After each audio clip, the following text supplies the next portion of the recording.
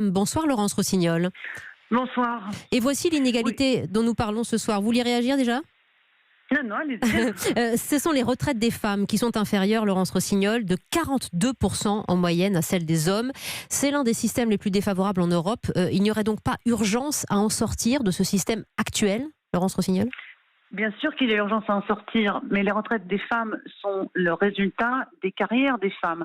C'est-à-dire que la raison pour laquelle les femmes ont des retraites si faibles, c'est parce que beaucoup se sont arrêtées de travailler, soit pour élever leurs enfants, soit pour s'occuper de la maison, soit parce qu'elles ont été des conjointes de profession libérale aussi, elles n'ont pas été déclarées, elles n'ont pas été salariées.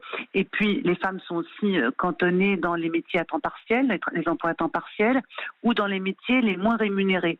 Alors il est sûr que quand on passe 40 ans à être payé moins que les hommes, à travailler moins longtemps, d'avoir des semaines à temps partiel, eh bien, au moment de la retraite, tout ça se retrouve et donne des retraites faibles. Et effectivement, une bonne réforme, c'est une réforme qui prendrait ça en compte. Et celle que propose le gouvernement ne va faire que poursuivre l'existant pour les unes, voire même en raison de divers mécanismes de bonification pour enfants qui seraient soit supprimés, soit répartis entre les deux parents. Les femmes vont soit voir leur retraite amoindrie par la réforme, soit il n'y aura pas de changement pour elles. Donc c'est pas la réforme que les femmes attendent.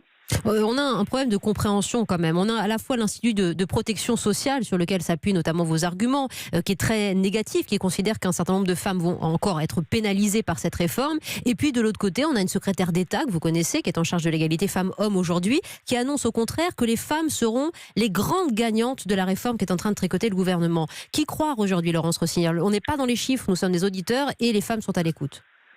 Non mais ça c'est proclamatoire de raconter que les femmes seront les grandes gagnantes. Il n'y a pas un élément factuel qui permet de l'étayer et de le prouver. Il faut réfléchir autrement. On va changer l'angle de vue. Oui. Les femmes sont majoritaires chez les fonctionnaires aujourd'hui. On sait que la fonction publique... 62%. Hein. 62%. D'ailleurs, je précise que plus on monte dans la pyramide de la fonction publique et vers les postes de hauts fonctionnaires, moins il y a de femmes. S'il en va de la fonction publique comme beaucoup d'entreprises, les femmes sont majoritaires dans la fonction publique.